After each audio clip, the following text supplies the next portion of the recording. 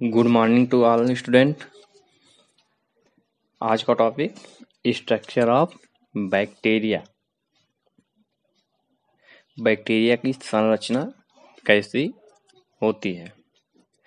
देखिए, बैक्टीरिया जो होता है विभिन्न प्रकार के होते हैं और ये विभिन्न व्यवस्थापन में दिखाई देते हैं।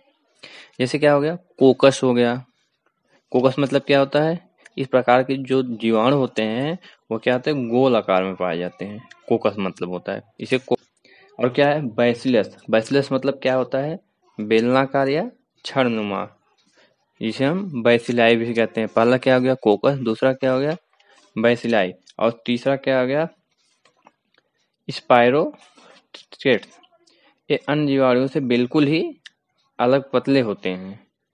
ठीक, ये चक्करदार जीवाणु होते हैं, छल्लों के रूप में ये पाए जाते हैं। और अगला क्या है, फिलोमेंटस बैक्टीरिया। फिलोमेंटस बैक्टीरिया क्या होते हैं, ये सबसे अलग होते हैं। अभी बताया जाएगा कि ये होते क्या हैं। तो पहला क्या हो गया, कोकस। दूसरा क्या हो गया, बैसिलस। तीसरा क्या हो गया, स्पाइरोकैरेट्स। और फिर चौथा क्या हो गया, फिलोमेंटस। अभी हम इन्हीं चारों के बारे में, स्ट्रक्चर के बारे में, बैक्टीरिया के स्ट्रक्चर के बारे में पढ़ेंगे कि आखिर ये दिखाई कैसे देते हैं। देखिए, कोकस पहले हम सबसे पहले करेंगे, कोकस, फिर बैसिलस, फिर फाइटोस, फिर फिलोमेंटस बैक्टीरिया। तो पहले हम देखते हैं कोकस। देखिए, कोकस क्या होता है, इस प्रकार के जीवाणु जो होते हैं गोल होते हैं। मतलब कोकस जो होता है वो गोल जीवाणु जो होते हैं, इसके गोल आकृति के पाए जाते हैं। और इनकी लंबाई, व्यास कितनी होती है, 0.75 से 0.01 टू 0.25 माइक्रोमीटर। कितना होता है, 0.75 से 1.25 माइक्रोमीटर व्यास के होते हैं। अरेंजमेंट के अनुसार क्या होते हैं, निम्न प्रकार के होते हैं। तो देखिए, पहला क्या है, मोनोकोकस। मोनो मतलब होता है सिंगल, मतलब एक। तो मोनोकोकस मतलब क्या था, जब कोकस टाइप का बैक्टीरिया अकेला पाया जाता है तो उसे क्या कहेंगे, मोनोकोकस कहेंगे। तो फिर से देखिए, मोनोकोकस क्या होता है, जब कोकस टाइप का बैक्टीरिया अकेला पाया जाता है तो उसे क्या कहेंगे, मोनोकोकस। और फिर अगला क्या है, डिप्लोकोकस। डिप्लो मतलब क्या होता है, जोड़ा, जो डबल रहते हैं उसे क्या कहते हैं, डिप्लो कहते हैं। तो इसे डिप्लोकोकस मतलब जोड़ों में रहने वाले, मतलब दो पेयर, एक पेयर बना के रहने वाले कोकाई को क्या कहेंगे, डिप्लोकोकस। मोनो मतलब एक, डिप्लो मतलब दो। तो जब सिंगल रहेगा तो मोनोकोकस, और जब जोड़े में पाया जाएगा तो क्या कहेंगे, डिप्लोकोकस। और फिर क्या है, टेड्रल। टेड्रल मतलब होता है चार।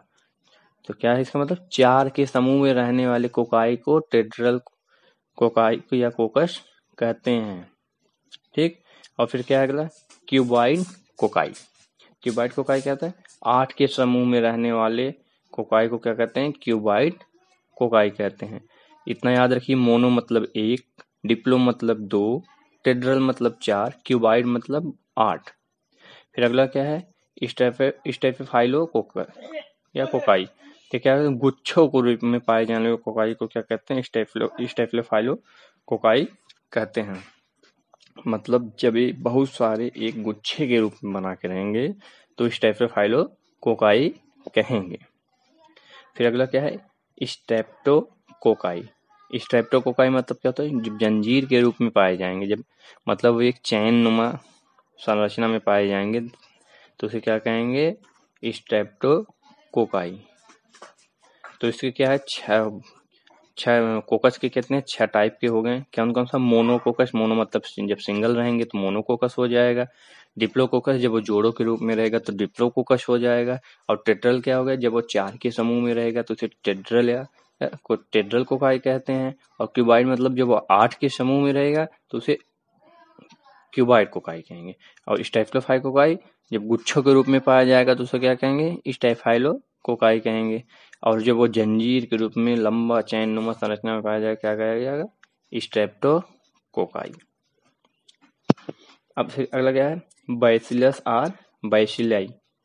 यह एक बेलनाकार या छड़ के आकार के जीवाणु होते हैं। बैसिलस मैंने भी बताया ना, क्या होते हैं, बेलनाकार रहेंगे या तो छड़ के आकार के जीवाणु होते हैं जो निम्नलिखित होते हैं। पहला क्या है, मोनोबैसिलस। मोनो मतलब मैंने अभी आपको लोगों को बताया, मोनो मतलब क्या होता है, सिंगल। तो इसलिए मोनोबैसिलस, जब बैसिलस प्रकार का बैक्टीरिया अकेला पाया जाता है, जब वो एक सिंगल में रहेगा, अकेला रहेगा, तो उसे क्या कहेंगे कि ये मोनोबैसिलस है। और फिर अगला क्या है, डिप्लोबैसिलस। जब दो बैसिलस आपस में जुड़ के एक साथ रहेंगे तो क्या कहा जाएगा, डिप्लोबैसिलस। डिप्लोबैसिलस मतलब होता क्या है, डिप्लो मतलब दो, बैसिलस मतलब छद्म आकृति के या बेलनाकार आकृति के होते हैं। तो सीधा सिंपल हो गया, डिप्लो मतलब जोड़ों के रूप में जब पाया जाता है तो उसे क्या कहेंगे, डिप्लोबैसिलस। फिर अगला क्या है आपका, स्टेप्टोबैसिलाई। जब स्टेप्टो मतलब जो होता है, अभी मैंने आप लोगों को बताया ना, स्टेप्टो मतलब क्या होगा, जंजीर के रूप में। तो जब स्टेप्टो जो बैसिलाई जो है जंजीर के रूप में एक दूसरे से जुड़ते चले जाएंगे तो क्या कहा जाएगा उसे, स्टेप्टो बैसिलाई। जब वो जंजीर का रूप धारण कर लेगा तो उसे क्या कहेंगे, स्टेप्टो बैसिलाई। फिर क्या है, ट्राइकोम्स। तो इसे कहते हैं जब सीढ़ीदार संरचना बनाने वाले बैसिलाई को कहते हैं। जब ये बैसिलाई जो है एक सीढ़ी नुमा आकार बना लेता है तो उसे क्या कहेंगे, ट्राइकोम्स कहेंगे, जो सीढ़ीदार संरचना बना लेता है। अगला क्या है, पॉलीसेड। एक दूसरे के साथ एक्यूट एंगल बनाते हुए व्यवस्थित रहते हैं, जिससे चीनी मच्छर की तरह दिखाई देते हैं। पॉलीसेड क्या है, एक दूसरे के साथ क्या होंगे, एक्यूट एंगल बनाते हुए व्यवस्थित रहेंगे। मतलब ये जो है एंगल में, एंगल मतलब जो है त्रिभुजाकार, जैसे एंगल बनता है ना, जब दो त्रिभुज के जो कोने आपस में मिलते हैं तो एंगल बनता है ना, उसी तरीके से एंगल बना के एक दूसरे के साथ जुड़ते हैं, जिससे चीनी मच्छर एक होता है उसी की तरह जो है दिखाई देने लगते हैं। अगला क्या है, स्पाइरिलम। स्पाइरिलम क्या होता है, इस आकार के जो बैसिलाई होते हैं बोतल के कारपेंच के जैसे मुड़े हुए दिखाई देते हैं। तो उसे क्या कहेंगे, जब बोतल के कारपेंच के जैसे मुड़े दिखाई देंगे क्या कहेंगे, स्पाइरिलम। फिर अगला क्या है, वाइब्रोकोलराई। इस प्रकार के जीवाणु मुड़े हुए कामा के आकार के होते हैं और यह गतिशील भी होते हैं। मतलब जैसे हम लोग हिंदी में कामा लगाते हैं उसी तरीके से ये जीवाणु पाए जाते हैं, और ये जो होते क्या होते हैं, गतिशील भी होते हैं। क्या होते हैं, गतिशील, वाइब्रोकोलराई। और अगला क्या है, फ्यूजीफॉर्म बैसिलाई। तो क्या है, देखो ये दोनों किनारों पर पतले होते चले जाते हैं, अर्थात ये तकली के आकार के हो जाते हैं। जब जो है बैसिलाई का किनारों से पतला हो जाएगा और तकली का आकार धारण कर उसे क्या कहेंगे, फ्यूजीफॉर्म बैसिलाई। अगला क्या है, कोको बैसिलाई। इनकी लंबाई चौड़ाई दोनों बराबर हो जाती है। जब इनकी लंबाई और चौड़ाई दोनों एक बराबर हो जाती है तो क्या कहेंगे, कोको बैसिलाई। और फिर क्या है, स्पाइरिस्ट। ये अन्य जीवाणु से बिल्कुल, तो भी पहले देखिए बैसिलाई में कौन कौन सा था, एक मोनो बैसिलाई जब सिंगल बैसिलाई पाया जाएगा, डिप्लो बैसिलाई जब जोड़ों के रूप में बैसिलाई पाया जाएगा, और फिर क्या है, स्टेप्टो बैसिलाई जब जंजीर के रूप में पाया जाएगा, और ट्राइकोम्स क्या होते हैं, सीढ़ी नुमा संरचना के बैसिलाई पाए जाएंगे। और पैलीसेड जब कहते हैं, ये जब एक दूसरे के साथ एंगल बनाएंगे तो उसे क्या कहेंगे, पैलीसेड। और फिर स्पाइरलम किसे कहते हैं, जब ये बोतल के कारपिंच के जैसे मुड़े हुए दिखाई देंगे तब उसे स्पाइरल। और वाइब्रोकोलराई जब एक कामा के रूप में दिखेंगे। और फ्यूजीफॉर्म क्या है, जब तकली के आकार के दिखेंगे। और कोको बैसिलाई तो क्या होगा, इनकी लंबाई क्या होगा, जब दोनों लंबाई चौड़ाई दोनों बराबर हो जाएंगे। तो कितने प्रकार के हुए, 9। मोनोबैसिलाई, डिप्लोबैसिलाई, स्टेप्टोबैसिलाई, ट्राइकोम्स, पाइलीसाइड, स्पाइरलम, वाइब्रोकोलराई, फ्यूजीफॉर्म बैसिलाई और कोको बैसिलाई। इतना जो है हमारा बैसिलाई हो गया।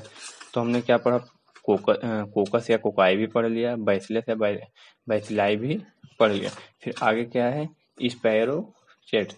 तो क्या है, ये अन्य जीवाणु से बिल्कुल ही अलग पतले, लंबे और चक्करदार जीवाणु होते हैं। ये क्या होता है, बहुत ही लचीला होता है और 6 से 12 जो है छल्लों के युक्त होता है। और एक ग्राम निगेटिव होते हैं। दो चीजें होती है, ग्राम पॉजिटिव है, ग्राम निगेटिव। तो क्या होती है, ग्राम निगेटिव होती हैं। तो क्या होते हैं, 3 प्रकार के होते हैं। क्या है, ट्रेपोनेमा पॉलिकेडम। ये क्या है, यह पतला 0. यह क्या होता है, बहुत पतला होता है, 0.2 मिलीमाइक्रोन चौड़ा और 6 से 15 मिलीमाइक्रोन लंबा पेंचदार जीवाणु होता है।